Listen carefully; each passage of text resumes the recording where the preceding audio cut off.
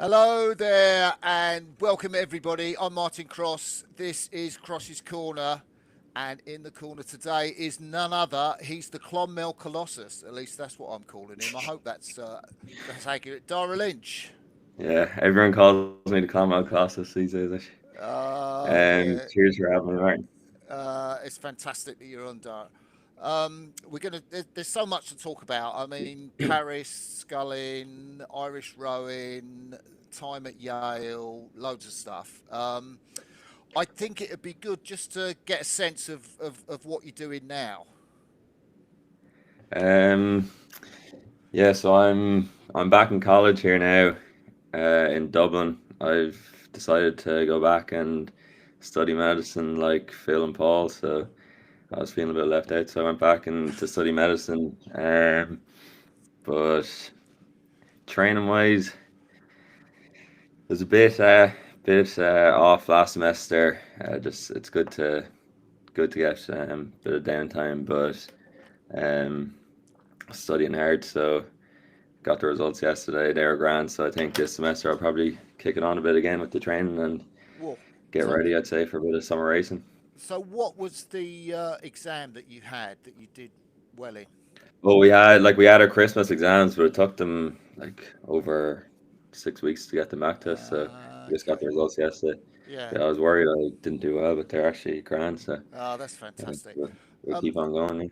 so we were talking just before we went on air, and and I mentioned I thought, well, you're an economics graduate in terms of Yale as your major, and there was this sense of, so how come you're doing medicine? And you mentioned Paul O'Donovan's role. So what was his role? What did he say to you?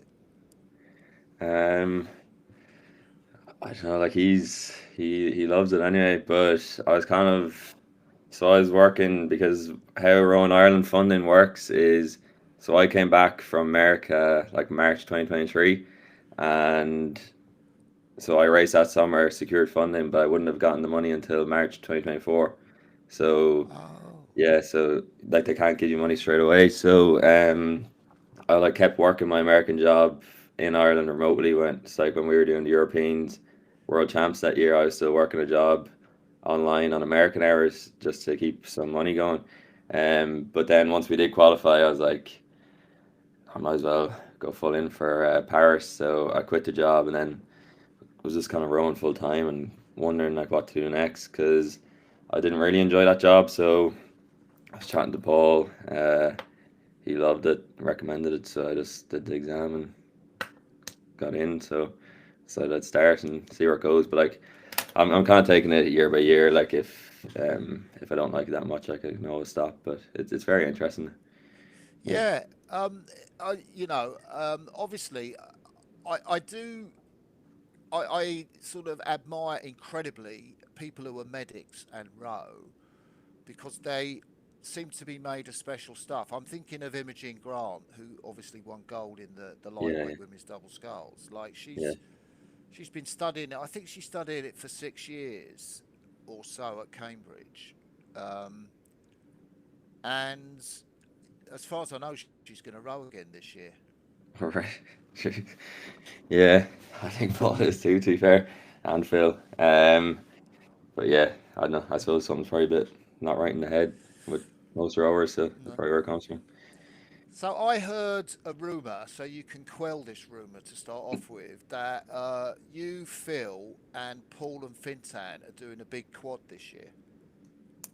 Yeah, that's what the Irish media keeps saying that, but I'm not too sure if it's going to happen. It'll be hard to get the four of us training together, really, but because like Phil's up north, I'm in Dublin, Paul's in Cork, Finton's in Cork, I suppose. But like I don't know, I suppose we'll do some trials and stuff, and if we're all racing this summer, like who knows? But uh, I don't know if it's set in stone or anything, but we'll we'll have a look at it if the opportunity's there. Yeah, I mean, I heard that. Do you know Sam Nugent? Uh, no. He'll be disappointed if you say no. Just say yes, and we'll pass over Yeah. it. He's I know.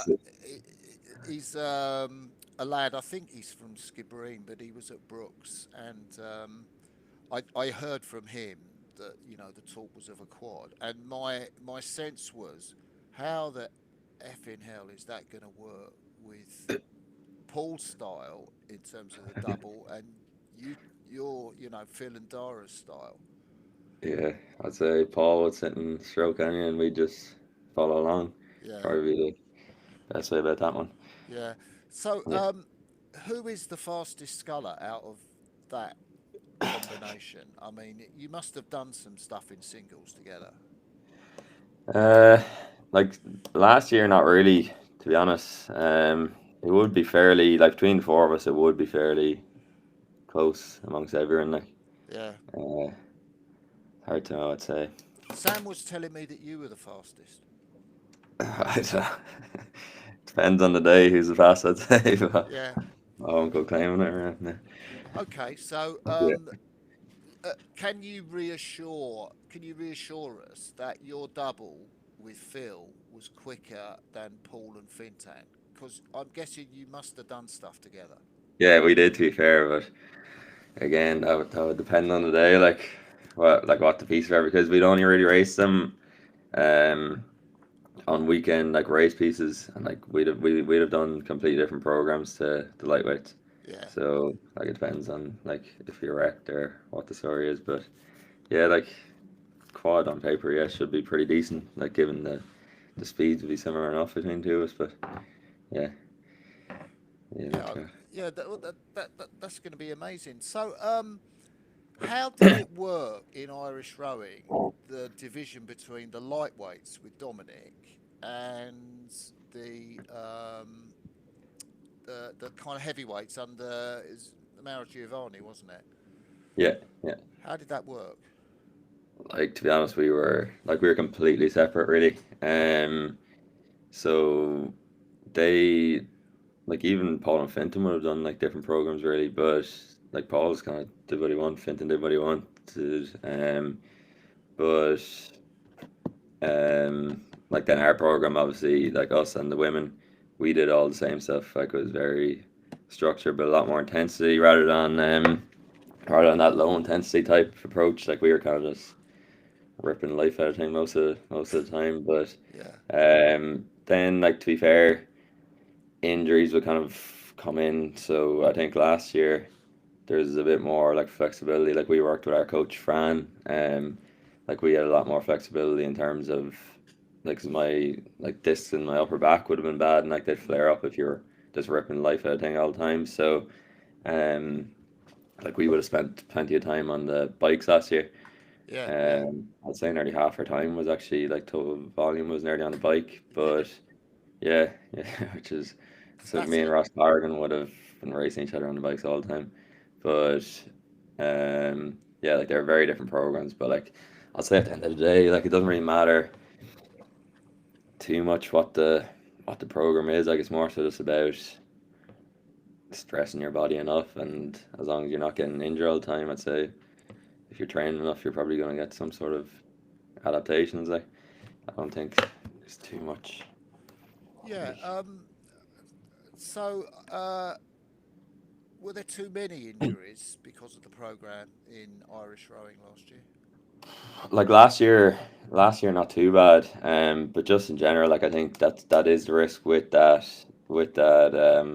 higher intensity all Intensity. the time Yeah. is injuries, yeah. But then again, like I think if you can get through it without the injuries, it normally is pretty good results then if you can keep it going. But um and also like if you're on it for a while, you kind of get like you're aware of like what the signs would be before you're about to get injured. So like we got pretty good at Ah. that. Yeah, like we got pretty good at that, and then like we're able to actually just nip it in the bud pretty early and just get on the bike for a couple of days rather than trying to be the big man and like keep on Yeah. Yeah. driving Yeah. through. But and like I think that's what we would have done a couple of years ago. So like just getting a bit of sense and realizing that an extra session on the erg or whatever is gonna be a lot more worse than 2 weeks, like so. Yeah. Would I be right in thinking that Fran is not currently employed by rowing? Ireland? No, Fran's gone back. He's gone back teaching. So he was a teacher beforehand, and then he took Ah, like a career break and started coaching me and Phil. I'd say he had the time of his life, but uh, but yeah, he's gone back teaching now. So yeah, I think he had to go back this year. Some the way it worked anyway. So he had to go back anyway. He was always going to go back regardless of what happened within Rowan Ireland. So yeah. yeah, So how? yeah, Because Antonio Malgiovani has gone now, hasn't he? He's yeah. working for the French team, French, yeah. and his son is working, I think, for the Australian team. Uh, was that just the end of the contract, or did Rowan Island not fancy re-employing those guys? You don't Yeah, have to answer that, by the way. yeah. I didn't really get too involved with it, like, to be honest. I think it was the end of the contract is what they said, and I don't know, yeah. But So what rumours are there about? Because presumably Dominic Casey's running everything at the moment, and yeah, yeah, that's not sustainable. yeah. So at the moment it's Dominic, like he's gonna be the head coach, I think, anyway. But to be honest, I'm not really a politics guy, if but and then I think they're looking for a high performance director now, but like I don't think they have one yet. Like they're doing interviews and stuff, but I don't think they have one yet. But I think like Dominic wants to be a coach rather than a director, Yeah. is what I understood. Anyway. You don't have to answer this one either, but if you had your choice of anyone to be high performance director that could come to Ireland and you could work with, you know, fantasy Yeah, high performance director, who would that be? I don't know, to be honest. Um, I don't know, like, to be honest, it doesn't really make much of a difference to me. Like I kind of just do What my own about thing anyway. Ilko Meerhorst, the Dutch guy? To be honest, I'd like someone who could sort out the funding and that sort of stuff. That's kind of a big Yeah, thing that we need, yeah. yeah, Yeah, but that's that's pretty not too cool. bad otherwise. Um, so I did see this massive big parade in Clonmel. Can you tell people um, who don't know where Clonmel is? Because that's the rowing club you're from, isn't it? Yeah, yeah. So it's down like it's just above Cork. It's about an hour north of Cork. Like it's fairly small enough old club. Like it's a river that just goes. Like I started down there because I was like 14, 15. I was at a bit of a loose end, and I had tried like every other sport, like swimming, tennis, running, Gaelic football, hurling, like literally every sport. And Yeah, then one day, I was doing no sport at the time when I was 14, 15. Decided I'd go down to the rowing club, looked like a cool sport, like looked different to the rest. So went down and yeah, I just became obsessed with it. Like it's a good club, like very small, but like has everything you need. Like so you all you really need is a rowing machine and a bit of water. So went down there, became obsessed with it, and yeah, just started like making my own training program, that sort of stuff, and yeah. got really I interested. kind of I want to take that to bits in a minute because, but just on Clonmel, like I'm imagining Cool. you go the other way from the lock, from the weir, but it looks like it's really bendy that river. Yeah, like to be honest, most of the year, like especially in the winter, so like if it rains really for like 2 days, and like it rains quite a lot in Ireland, so like if it rains for 2 days in a row, like it normally gets flooded. So like I'd say 90% of my training in Clonmel would have been on an erg rather than the water. So That's like, crazy. but like then in the summer, like it is like it's narrow and like so if you get the new guys out, they'd be like if you're in any way not on your side of the river, like you just crash into them. Like there's a lot Uh, of crashes and stuff, but like it's not like it looks very nice anyway. But yeah, it's bendy. Like you wouldn't be able to do like 2K pieces or anything like that really yeah. on it, but it's grand. Like it's So, nice. how do so I kind of know the answer to this in as much as I became obsessed with the sport. So I'm sort of thinking, oh, maybe it was similar for Dara, but you talked about became obsessed with it. What enabled you to become obsessed with it? Yeah, I know it seems like rowing. A lot of rowers become fairly obsessed with it for some reason. Like compared to other sports, it's weird. But why did I become obsessed? I don't know, like I just loved also like just researching. Obviously, there's not a lot of stuff online about rowing, like physiology. Yeah. So like I would have researched like a lot of runners, like similar, like Jakob Ingebrigtsen and those kind of guys. Like you research like what sort of training they be doing, and then just kind of apply it to rowing. Um, but I spent so much time just like looking up articles, that sort of stuff about different ways to train. But and also like reached out to lads on Instagram, and then eventually just I suppose really at the end of the day you can have all the information you want, but you just need to train. And Right. So what I'm going to do now? So at what age did you start doing ergs like 20 plus k before school and then after school? Like because I've read somewhere that's what you did. yeah, I'd say when I was 15, 16, I was just kind of getting into it. Like when I was 16, I was big into it, but like didn't know anything really about training. So like I would have just gone there, like pulled two really hard 20 minutes, something like that, and like did that every day, and like you kind of it would wear you down a bit. So then like I was doing a lot of research into like that low intensity training and stuff. And then it was my second last year in secondary school. I would have ramped it up big time. So that's when I started doing 26k every morning and 26k every evening on the That's on the amazing. row machine. It's like I was 17, but like to be honest, like I don't think I've ever hit that mileage again. It's like that was 350 odd k a week on a rowing machine. So I'd say that's my peak mileage when I was 17, which is kind of weird. That's But that's massive respect. Talk us through the intensity you were doing that at. I would have, so like I was big into the heart rate then. So I would have logged the heart rate monitor on and sat like 140 to 145 on the heart rate.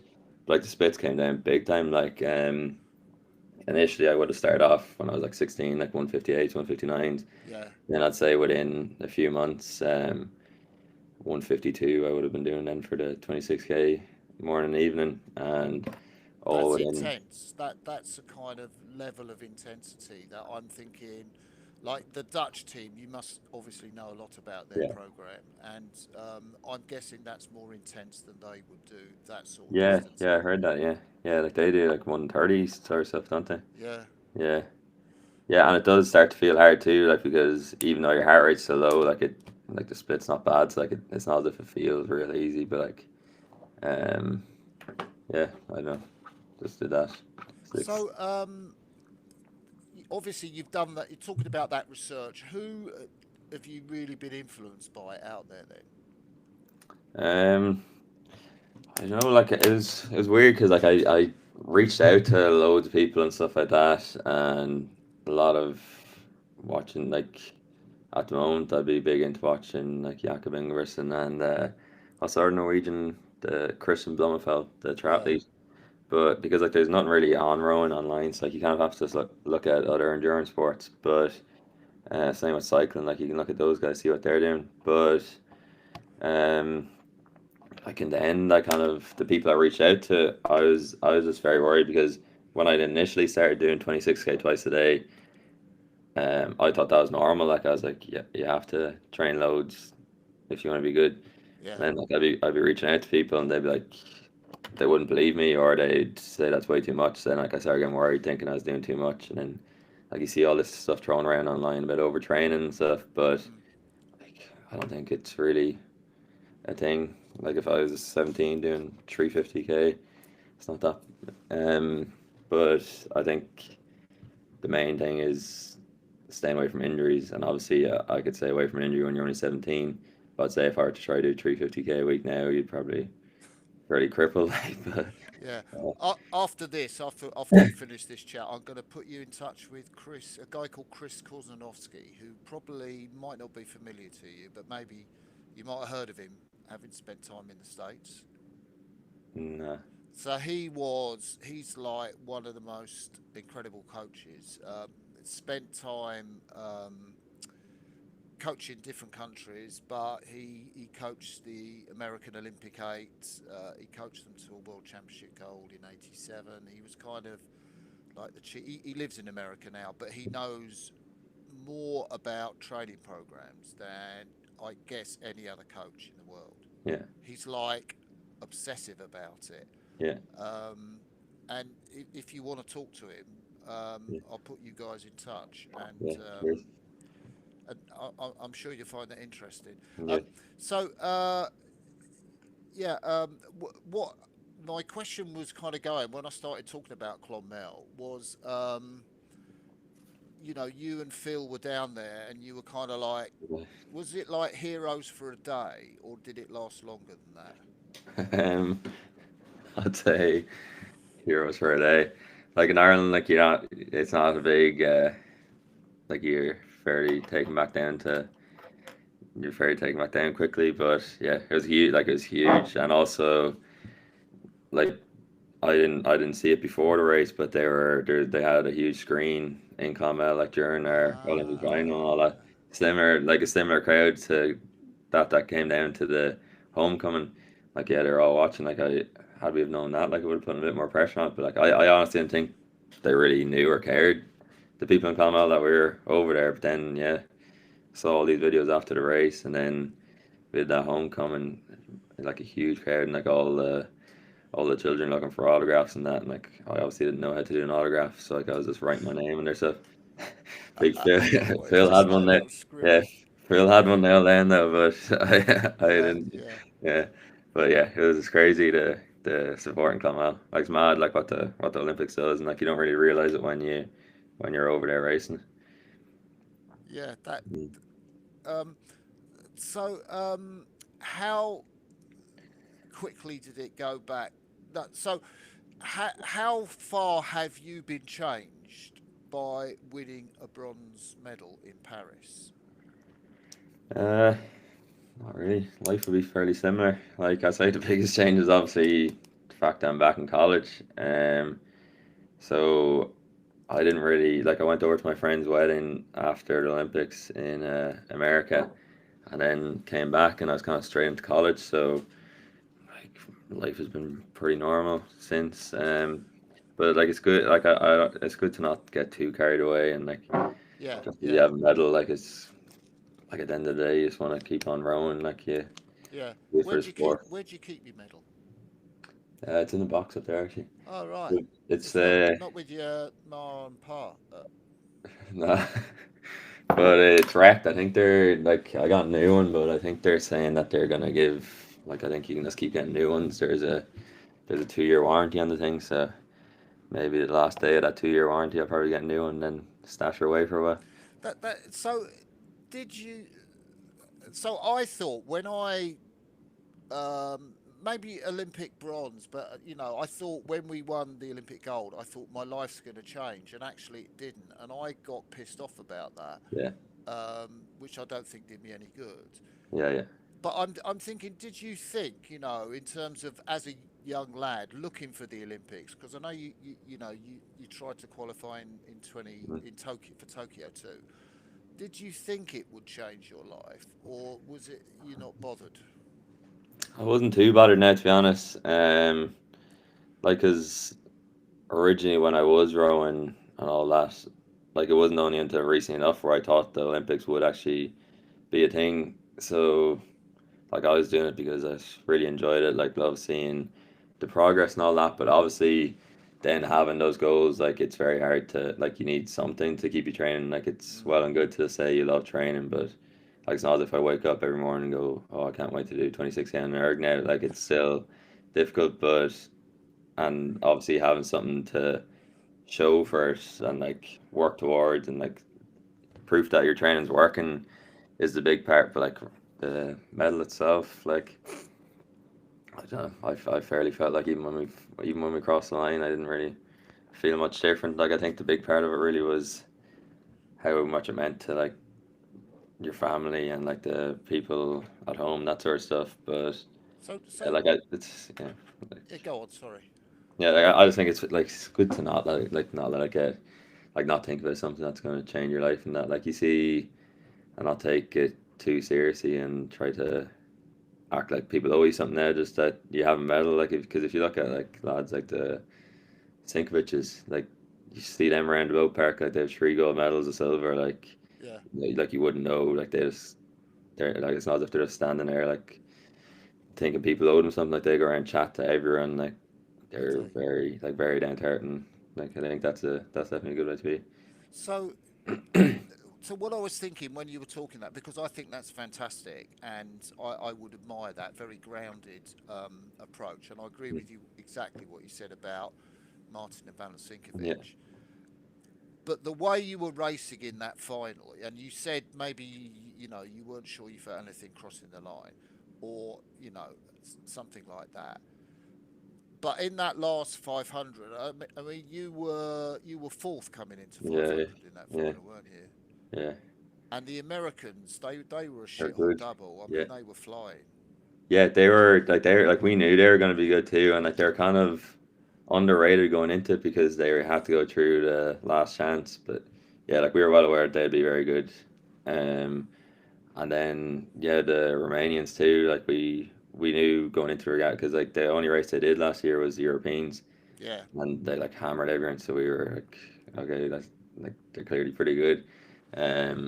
So like obviously we were worried about them too, and the Dutch like were going to be good. But yeah, I think that final like could have went like going off the heats and semis, like it could have really went anyway. But and then we got the bronze, but like had we have came fourth, obviously you would have been pretty annoyed at that. And like when we were in fourth place, coming through that 500 meter, like you just put the head down and you're like, we're not coming forward here, like no. whatever. So it's interesting because it's 6 months now. Hmm. What people remember or how memories change about that particular race. I mean, what's happened to your memories about that race? I don't know, like because obviously we thought we were good enough to do maybe a bit better, maybe, but I heard that from Phil. yeah, He said maybe we could have got more, and I'm thinking, do they think they could have won the silver or gold? yeah. Well, like Is that what you thought? Yeah, like we were going very well in training before we went off Yeah, to Paris. Like, cause we missed the World Cup in Lucerne, and then we got like a very good aerobic kind of block on the bikes and stuff. I think that definitely helped us, and almost going into like we did that World Cup 3 then, but like not real much of a taper. So like I think we were in very good shape going into Paris. But yeah, like you can't be too like we did. I don't think we could have done anything different on the actual race. So that's why like you kind of just have to accept what you got there. But yeah, like we were going very well leading into it. But it's a different regatta, like because it's a week long too. Like it's very hard to time the peak right, that sort of stuff for the yeah. final day. It's like you don't know. Like someone might be a bit slower on the heat, and then have timed it better than you come the final day. So that sort of stuff all comes into play as well. Did you go off quick enough for the first 500? Yeah, like I think like we all it feels like we do. Like you're pulling as Yeah, hard as you can, but um yeah, I wouldn't have much of it, like because when I was younger, all I did was UT2. Um, like I wouldn't have had much. I wouldn't have had much of an anaerobic system. Like I did develop a bit more with the Italian program, but yeah. traditionally I've always been this very steady through a race. But like we ripped the life out of the start, but you still get drops. So like there's not much you can do. There's not much you can do about that. But yeah, Yeah. that does kind of, especially in an Olympic final, like you don't like when you're that far behind. It does put doubts into your head because you're like, it's an Olympic final. Like these guys could definitely keep going, and like the Romanians, they keep going is the thing. Like we didn't think they would have, but yeah, like it's and then like you can kind of start tensing up a bit because like, oh, geez, we're still in fourth place. Like, Yeah. but yeah, thankfully we got bronze anyway. But yeah, good race. Doubles So good event. if 10 out of 10 is your best ever row, where Hmm. did that Olympic final come? I don't know. Like it was different. It just felt different. Like and Yeah.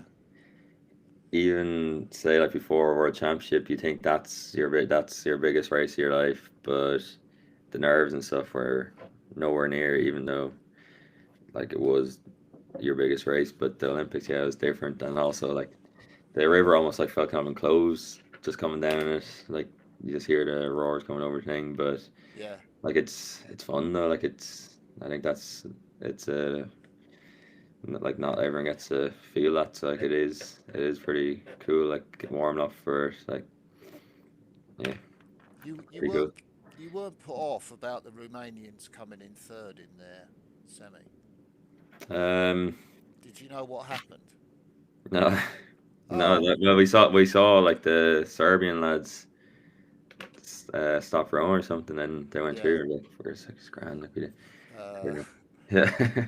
so, because I talked to Inash, the stroke Yeah. guy, and his partner's about the K. His partner's slide started sticking Oh, on the right. way forward, so the whole boat changed. So they just completely lost pace, Oh, okay. and then he said his partner can't remember the last 300 meters of that race because they were pulling so hard, and they Yeah. obviously, they did enough to put the Serbians under pressure, Yeah, so yeah, and then you ran. Yeah. Pimenov stopped rowing. Yeah. Yeah, because we Um, did like we did hear from I think the girls are friendly with some of the Romanian girls, and they were saying that the men's double was going like very very well beforehand. So we did yeah, hear that yeah, too. yeah. Yeah. Um, so going into the games, I guess it's fair enough that you would say, why wouldn't you try and go and win the event? Yeah, yeah, gee, might as well. But yeah, like you don't really know where everyone's going to be at because you see even at the World Championships every year, like some people just don't peak properly and that sort of stuff. So, and we were a bit worried that we mightn't have either. But then like we were going well in training, but that's relative to everyone else on our Yeah. team. So, like you have to hope the whole team's going well for that to work. What But did you What did you think? I mean, you got that great bronze medal, which was, your obviously first major senior medal, I yeah, guess, in 2023. In that race where the Dutch just killed the mm. Sinkoviches and essentially pushed them out of the event. What did you think when they went out of the event? um, yeah, obviously it's good for us like that they were gone, but yeah, I don't know. Our coach said not to be thinking about that sort of stuff. We just kind of kept training away, but yeah, and especially in big races, like they're obviously going to be very good dealing with the pressure and stuff. Like you saw even in the pair, like the way they won that, and everyone thought they were written off, but yeah, like they're very like in a final, they're obviously always going to be there. So it's not. I'd say it probably was like we were talking to them after, and uh, I forget who it was, a Valentine or Martin, but he's saying that we owe half our medal because they left the event. Oh, wicked. Yeah. How did you get into that double with Phil in the first place? Talk us through that, because you talked about, in May 2023, you stopped work. No, I came back. I was in New Oh, York you're in New for York. yeah. Sorry. Yeah. I came back March 2023, so it's fairly late in terms of racing season, and like I hadn't rode there for about a year and a half before that. You're So joking. Why not? yeah, because I was over in New York just erging before and after work. I got into a similar routine to what I was doing back in school, but Oh, you, not as you, much. you just you just sat on the erg in a club or like a gym. No, there was a gym in the apartment block I was living in. There's an erg down there, so I just erged in that before and after work. Yeah, it's You grand. were doing it twice a day. Yeah, not But not like I wasn't doing 26Ks now, but just doing decent volume, like it was grand. yeah, yeah, Got me a yeah. decent neck. So when I came back, What was your motivation? um, because the plan was I was like I'll come back and Okay. yes, but I came back in March, so that the plan was like it because obviously it was tight, but I think if I had been out of the country for more than 6 months, I wouldn't have been able to go back with my visa. So I left Ah, it exactly like 6 months, so that had we not qualified, I would have went back to New York, I'd say. oh, clever. Um, yeah, then we did qualify, and like it came back way quicker than I expected. And I think that's kind of what comes from like when you've had such a good aerobic base from those years when I was younger. I think it kind of stands you then like in it's very easy Really to good pick stead. back up. Yeah, big time. So who was it between? Was it you and Ronan? It was between for that.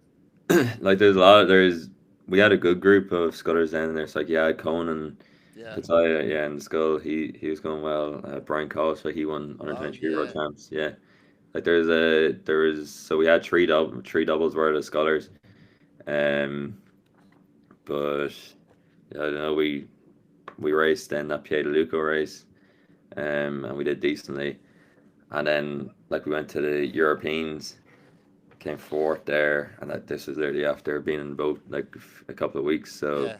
I think that was obviously a very good sign. And they kind of just we just kind of kept going with it. And Yeah. Yeah. Yeah. like I think the big part was like how like in training like we are very consistent with like every race piece. We were always like we had very few like pieces where we didn't perform.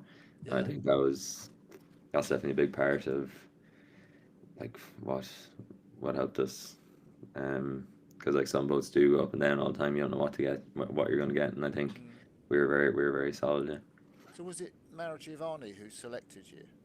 Um, I think he makes the final calls, all right, but um, like we would have been we would have spent most of our time there. Fran, like it was kind of us Yeah. and Fran, yeah, Yeah. yeah, and So then talk us through that first medal in the World Championships. You know, the doubles was insane in yeah, terms of the standard, wasn't it? yeah, It was absolutely crazy. yeah, I know the French didn't have their full crew that year, but yeah, it was the toughest event, I think, yeah. out It of was all of them. And you were it's right tough enough there. one, yeah. Like to be honest, that one, yeah, I was delighted with the we were delighted with the bronze there because of like just given like the build up we had. We'd been in the boat like 3 4 months. Um, I was still getting into shape from like I came back in March. Like obviously by the World Champs, I was fairly near peak again, but I was still working. So we didn't really know what to expect there, but Mm, like the bronze was definitely we were happy with the bronze there. Like given the field as well, like the Dutch were very good that year. Like they're just hammering everyone. Stankovic's. Then like you had it was the Chinese boat that yeah, with the yeah like guy who got the yeah bronze in the yeah Olympics. like we Yeah, didn't know what they were going to be like. There's yeah. and then the Romanians like you had them. You had the American yeah actually the American yeah because in the heat we got beat by the Americans actually. Oh, did you? That and Yeah they ended up in the C yeah final, didn't yeah they? yeah yeah. It's like they beat it like we were like jeez like sucking air going down the course too. So, like we were fairly worried about that. Like we didn't know. Yeah, Like yeah, yeah. it wasn't as if we had a bad row. We're like, geez, what are we gonna do here? But I think the way like the peak was time for it that us that year was very good. Like I think we would have only started tapering like 3 days before the first race because Are you it was kidding? yeah because it was like a week until the final. So like we're probably a bit rusty still for that heat, but yeah, like that sort of stuff is yeah the Italians love messing around with peaks and that's our fun. Yeah. Yeah. Um.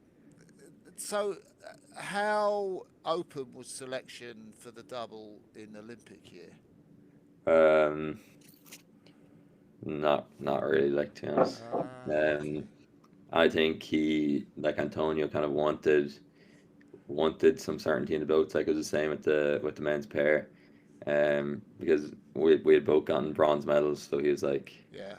there's no point messing around and trying to change everything if you've shown your performance. And he's like, the crews are definitely going to be the same for the first World Cup.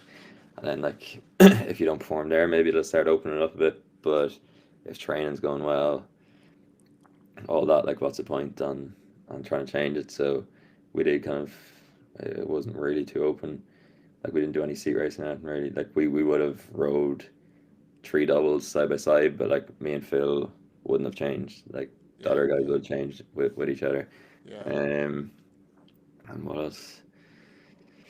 Yeah, it was fairly set like but I think the reason why they wanted that too was because like we'd have been fans of putting in extra training and stuff. So like if you're gonna be seat raced on weekends and that, like you're going to be less likely to want to do the extra training if you're going to be at a disadvantage then from doing it. So I think that's another reason why like it kind of lets you be a bit Yeah. more relaxed and do those extra like long bikes and stuff like Mm.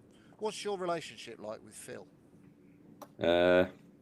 Like we're different characters. Like it's I think that's kind of why it worked because um like if I kind of calm him down and stuff like that, and he'd have he'd be messing around all the time. So yeah, 90% of the time we got on very well, and I think the 10% like because if I had a problem, I would normally wouldn't say it, or like if I was angry or something, I wouldn't say it, and if he was like you'd probably know. But I think Fran was good at recognizing like if I was a bit annoyed or if he was annoyed, Yeah. and we got good at, especially at Olympic year, we got pretty good at if there was an issue, we kind of sat down, went through it fairly quickly, just to. It's like if it's only two of you in the boat, like it's a big thing that can happen is definitely you start fighting all the time. That's gonna be not ideal for a boat, like so. We were pretty good at managing that. Yeah. Um, so I'm interested in a couple of things now. In terms of the young lad who's doing these 26K, and where that takes you in terms of like international, your first international vest, because you went to the juniors, didn't you? Yeah, yeah.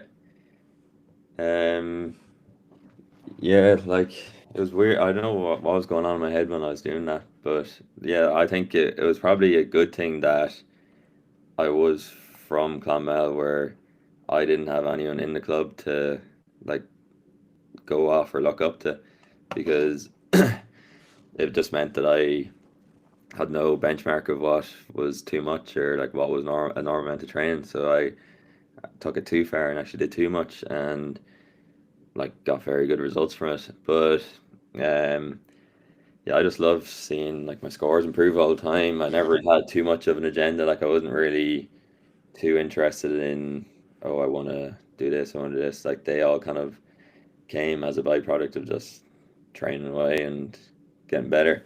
Um, so like that's when I was good in the school because I was fit. Like I don't think I rode well, but I was just very fit. Like, but and I used to get dropped off the start and then like tear through the middle. But yeah, like won a good few Irish championships that year. We went to the world champs. So I rode with Rowan at that world champs. I don't know where we came out, like eight, I think we came. You came eighth, yeah. Yeah, but then it was over there. It's like I didn't know anything about America. Um, so it was over there. A Harvard coach came over to me actually and started chatting to me, and I was like, "That's pretty cool. Like I might look into this American thing." So I started emailing the rest of the coaches. Oh, you did it. Yeah, yeah. So I started emailing like Brown, Princeton, Yale, and but by the time like a lot of them had, by the time I was like kind of in contact with them, a lot of them had their classes kind of locked in. Yeah. So um that was they were saying like take a year out, but like my parents didn't really want me to take a year out. Like they kind of wanted me to go to college in Ireland, to be honest. Yeah. But I don't know, I was kind of really wanted to go to America, so I kept on emailing. And then it was Sam Baum. Um, yeah, so I think a big turn off for them, like because my physiology was very good. Like I think I was 77 kilos or something at the time I was emailing them, like doing a 602. You were It's doing a 602. Yeah, it's like 77 kilos. Looks, sure you'd want to if you're training that much, like, but um, so my Sam physio, Baum's at California, isn't he? yeah, yeah. Yeah. So he recruited like a lot, like most of the class for those years, like Yale were winning Yeah. everything. Okay.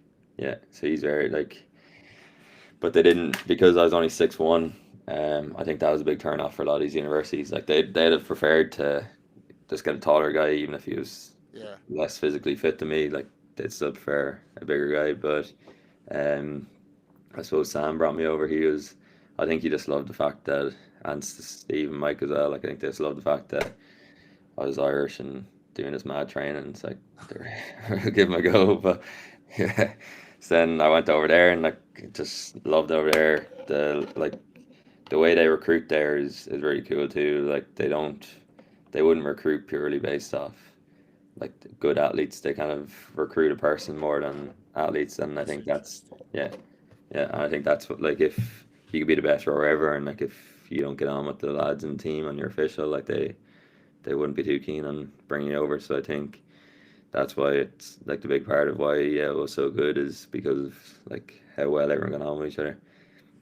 Yeah, Um, yeah, but yeah, went over there and loved it over there. If I remember the first day I went over and like Sam Bowen was, oh, our Cox arrived and all this because I was my friend, like I was tiny compared. Yeah, but ah, yeah, well, I um, think that was the biggest issue I had over there was definitely my height, I'd say, because I like 6'1" and they're all like six. I said average height would have been like 6'5", 6'6" on the team. So yeah, it's interesting that because I'm 6'1", and I used to, obviously you do race guys that are a lot yeah, bigger. I yeah, think all the guys in my Olympic four, apart from the Cox, were taller than me by yeah, about three yeah, inches. yeah, Um, but I kind of had it as a bit of a badge of honor. yeah, yeah. That's thing. Yeah, yeah. It's like if you're able to, Yeah. I never really realized it was an issue until I went there. So, Oh, that's interesting. Yeah, yeah, because how would you know it was an yeah, issue? So, tell us about your rowing career at Yale. Tell us about, you've talked about Sam, which mm, is fascinating. Tell us yeah, about working with Steve Gladstone. yeah. Um, So like I love to run over like it kind of because in Clonmel like I would have just been training by myself all the time like crazy stuff too. So like I don't think it would have been healthy to keep doing that. I think had I have gone to college in Ireland, I probably would have kept on doing that and like probably would have gone a bit mentally deranged. But um, I think going over there kind of gave me a new perspective on the rowing because you're there with like these under 23 world champions and seeing them like enjoy themselves, like still train hard, but like still enjoy themselves, and kind of makes you realize like there's obviously more to life than just rowing by yourself all day. Yeah, Like yeah, you need to enjoy the sport too. Um, and like that was a big thing. Steve used to always say that like you take your rowing seriously, but like never take yourself too seriously. I think that was a big part of yeah. Like if you went into like if you saw a training session there, like just amount of like just joking around and that sort of stuff that would be yeah, going yeah, on. But like obviously you still train hard, but it wouldn't like it'd be very relaxed. Like everyone be like shouting at each other. Like it wouldn't like it'd be just a lot of fun really. And like I think that was definitely a big part. 'Cause you see, especially with like junior lads, I feel as though they think you need to be real serious if you want to be a good mm, rower, hmm, and they'd be walking around the boat park like a real serious face, headphones on, all that sort of stuff. And like at the end of the day, like you need to like relax a bit and just like if you're doing training, like maybe it comes from confidence too. Like if you're doing enough training, like you can have the confidence to enjoy it rather than just walk around with a straight face all the time. But yeah, I loved it over in yeah. But even though like I wasn't ever in the great boats, like it was like it was fairly frustrating sometimes, but I never took it too personally. Like as physiologically, I could have been in the best eight, I'd say. But like I was always in the 2V, 3V really for most of the time.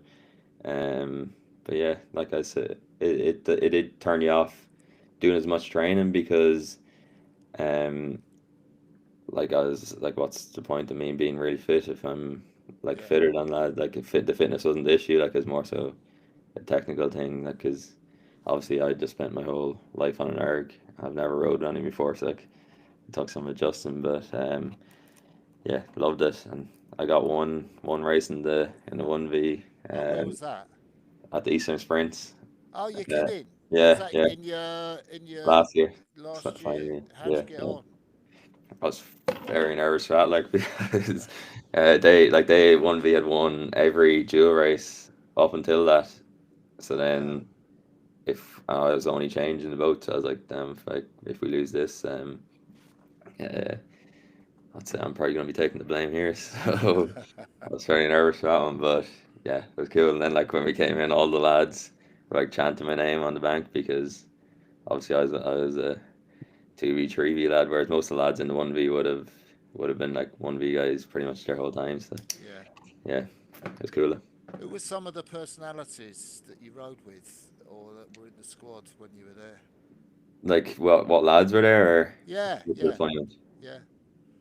Well, like Andrew, like I know he was on this. Andrew and I Andrew was, Gullish. yeah, very good friends with Andy. Jack Lopez, he raced a double in Yeah, Tokyo. yeah, Yeah. And then obviously we rode with Digby, uh, Charlie, those guys. Um, yeah, it was cool. Orlando Nixon, I don't know, do you know him? oh yeah, I know Orlando. Yeah. Yeah, Alex Schumacher, he said he'll be watching this. yeah. Uh, Oh, wicked. yeah. But yeah, it was like just very, very. I'd definitely recommend. Like I know people are like, oh, but you're in the 2v 3v, but like I definitely like even if you said you can have 4 years, win an Olympic gold medal at the end, or you can go back to Yale for 4 years, I'd say I'd take Yale over that definitely. It Oh, was very that's good. really Yeah, interesting. yeah. S- So, is there any advice that you give kids, 16, 17-year olds, in terms of, what they could do if they want to go and study in the States? Oh, if was. Yeah, like I don't think like there's some lads like you don't have to be like exceptional. I don't think to get over there. To be honest, it's just more so like because they have things going with like those schools in the UK and stuff. Mm, Whereas it's not really like if you're in a smaller club, it's harder for them to find you. So like I kind of just reach out to them myself, and that's how. Because otherwise, like they never would have really found me. So, um, but yeah, training wise, I don't know what I recommend doing what I did. Like I think there's big diminishing returns. Like so, I was doing 350k my second last year of school, but then I cut it down to 22k twice a day. So I cut the mileage. And like the results, like I still improved just as much as I was really on the 26k twice a day. So yeah, there's definitely diminishing returns once you go above a certain point. So, but yeah, then again, like at the end of the day, you know really what you have to do. Like you have to train hard, and if you're yeah, gonna yeah, get the yeah, results, and yeah, there's definitely like you can have all the information in the world about the right way to train, but you have to do the training to get some results. And yeah. Do you have anyone in the sport that you admire or look up to, a kind of hero type figure, or not? I'm guessing before I ask you, you don't. I don't know, here, not really, like, not really. Like it's like I just admire people who like can train. Like you should see, like Paul, like he's one like of all the athletes I've met. Like he's one of the lads I've seen. Like the amount of training he does is crazy. Like when he locks in as well. And Digby too. Like Digby trains very very hard. Like just lads who love the sport, and like you can talk to like those kind of guys like all day about sport really, and all different training methods, and like that's cool to be able to chat about that sort of stuff with those kind of guys.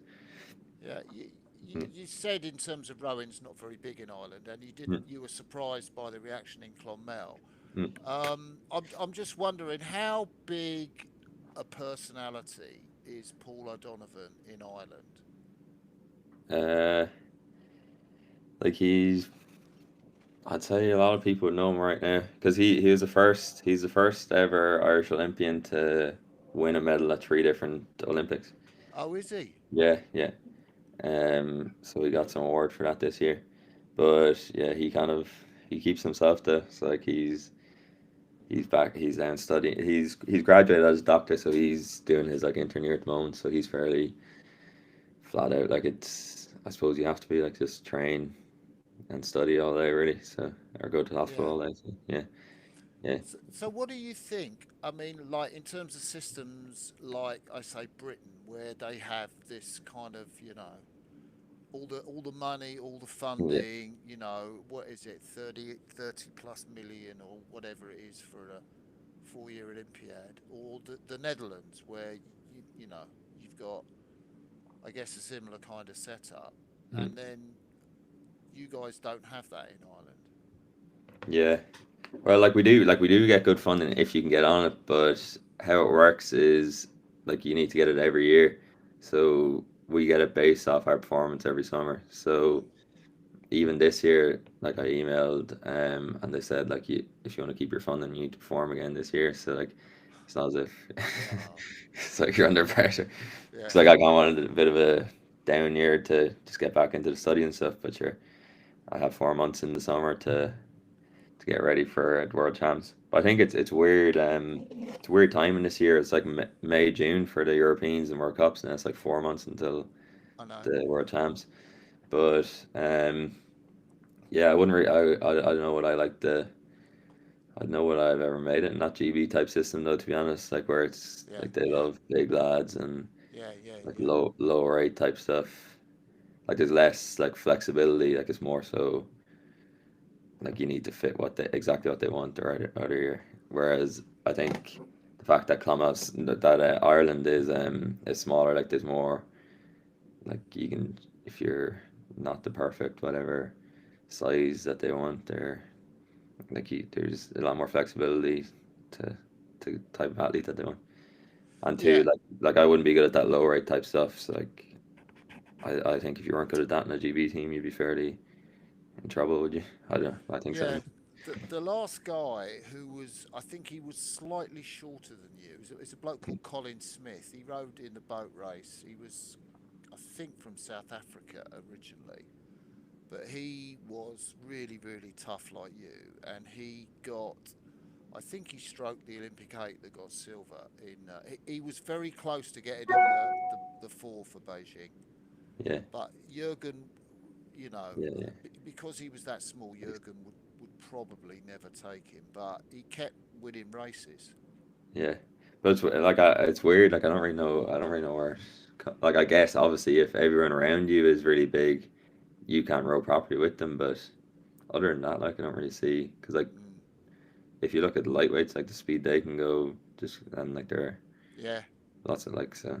I don't think it yeah. makes much of a difference. Oh yeah, I was going to say actually, I was talking to Tim Brees a couple of Yeah, weeks ago, and he was kind of saying his focus is going to be the Europeans because he doesn't think he'll do the worlds because it's going to be such yeah. a long gap. Which I It's thought, weird. okay, and then the other thing I thought, I've heard the New Zealanders, as long as they do like the ones that medalled, as long as they do like 6 sessions a week, that's it. They can keep their funding. All right. Yeah, but Yeah. I don't know. That's just like a rumor that maybe that's not the actual case. Yeah, but I think they do because I remember when Jack went back, like they can give you money straight away based off like potential Mm, sort of stuff. Yeah, yeah, whereas which we is don't have good. that. Yeah, it is. What I was going to ask you, I don't know whether you got a view on it, is obviously Irish women's rowing Hmm. in Tokyo, the whole big strong girls thing, um, took off. What happened with the women's rowing in Paris? I don't know, to be honest. Uh, Not too sure. Do Because you like, not talk about it? uh, I I fairly I wouldn't be too involved in Okay. talks about things, but yeah, like they're going like most of them like they're going pretty well, and like the pair was definitely going very well Yeah. in trained women's pair. Like Fiona, like her physiology is crazy. Is it? Yeah. And then like Africa, she's very good too. And yeah, I don't know to be honest. Yeah, don't know. I haven't Yeah. really asked them either. Another thing that I was going to ask you ages ago, but I forgot was your 2K PB. 2K. Well, I was an RP3 guy for the last while. Oh yeah. Okay. Yeah, Why was that? because my back, like we I was just going to thought we say. said Yeah. yeah we just said sure. So Even if there's a bit less risk, might as what do well. you pull on the RP3 then? I did a 40. I thought I did 40, but I actually did 41.0. Last year. Oh, Yeah, yeah. I don't know what that is. Like, I think it's alright. I think it's bloody good. But yeah, What do Ollie and Simon do? don't know. I did Simon Van Dorp. I'd say probably 6:30 or under. Is he Yeah, 5:30 or under? I'd say. Yeah, yeah, Yeah, yeah, yeah, yeah. I'd say. Yeah, yeah.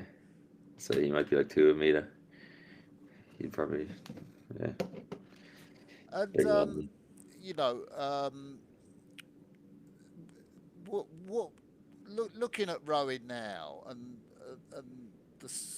the sort of state of rowing, what it's like, you know, the lightweights going for beach sprints, or I don't know, maybe some of the entries for World Cups. What do you think about the state of rowing in the world today? Um, uh, what do you mean? Like, Is it strong? Is it not so strong? I'm wondering if it is so strong, really. I mean, I think Paris was really powerful in terms of the number of close finishes. I think it was mm, quite exciting, but I think that only happens once every 4 years, really.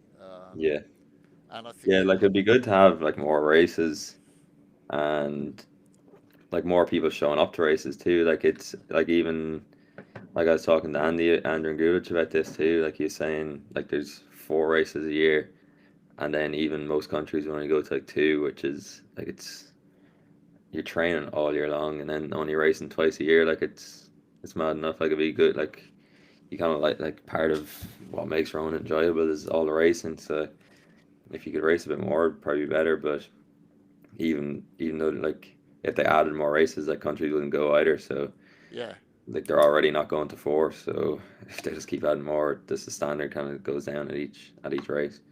Um, yeah, I don't know how they do that, but because there's it'd be only good for two us. two World Cups this year. Yeah, yeah. Weird, and like they're back to back as well. Um, Yeah, yeah, but it'd be good, like, cause in America, once you get into racing season, then like you're racing every week, and like that's a that's great. That's nice. what you It should makes be it, doing. yeah, that's what it should be like. Yeah, yeah, Yeah, yeah. yeah. So, It's good. have you got any time for a social life? Um, it depends. Like I go through phases. Like obviously, when I was in secondary school, I'd say I didn't see. I just went like the only people I saw would be in school, but there's a fairly strict regime there. Like I'd Yeah, be studying when I'd be eating my dinner while studying. Um, and then in Yale, like it definitely did yeah, ease off a bit because like my physiology, like I was there for 4 years, like getting like training all day and getting fitter wasn't gonna put me in the better boat. So I was kind of like, yeah, there's no real need. So I kind of enjoyed the rowing yeah, loss there. Um, then last year while I was working, nah, like you're training and straight to the desk, yeah, training yeah, straight to yeah, the desk. yeah, yeah, yeah. But yeah, I think it's good. Like it's good to go through phases of, but then just no one went to like I'd say this past few months. I've probably drank too much to be honest. I've been out way too much, but Yeah. just trying to get back into here again now. And yeah, like I don't think it'll be too hard to get back into it. Like I think the fitness comes fairly quick once you Mm. do have that aerobic system uh, in the bag. Was being at the Olympics everything you thought it would be like? Uh, yeah, well, we tried to make it as little of a deal as we could. I think probably a lot of people do try to do that because like we were there to perform. We knew like so we were staying in the hotel out by it. So I think Yeah, that made it feel a bit more like a normal race. Like we weren't in the village or anything, so yeah, yeah, it kind of did feel a bit more like a normal race. But yeah, like the nerves, like it's just hard. Like I'm sure you know one too. Like it's just hard to describe. Like this different feeling on the Olympics. Like yeah, I remember like eating the breakfast that morning, couldn't eat, warming up, like just the extra power that you have in the legs as well when you're warming up. Like and then yeah, I loved just the nerves and all that, and this the chance to like just show the work that you've been doing. So it was yeah. cool. Do you have Mm. any special memories of the medal ceremony? Uh, no, I was actually throwing up. Like I like Oh, they, were you? yeah, I've never thrown up before. Racing, and then I was throwing up. Well, I was just blue Powerade. I was throwing up. Yeah, it was. I was cooked after for some reason. But because they like you finish a race and then they're there like rushing you, like Yeah, change, like shouting at you to change, or like 2 minutes and you're there like dying, like throwing up and stuff, and they're like rushing you to get onto the podium. But um, yeah, I thought you'd go have a shower and come back later or something, but yeah, yeah. That makes sense. yeah, That they makes fairly cheery sense. up on that thing. Yeah. Uh, so and just before we go, your best bet, will you be in Shanghai? In September. Yeah, Yeah, I'll tell you that'll be my aim rather than um the May June race, and that's it. I'll aim for the yeah, September Shanghai. Gives me a bit more time. But sure, if I'm in decent shape by May June, I might have a go off them too. But yeah, it's just hard to know what boats too, because a lot of Irish guys are kind of up and down here at the moment. So it just depends who's around as well and what kind of boats are about. That's gonna yeah. be a big factor for yeah. Well, Dara, we've been talking for over an hour, and your Yeah, company's been absolutely delightful. I knew yeah, you were a top man before we did this, because I know we had a little.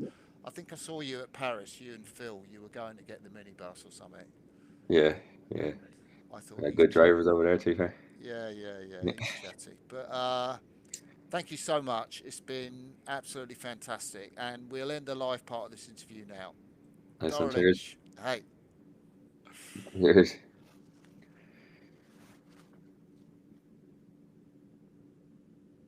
Okay, that's it. I think you just need to stay on for a little bit.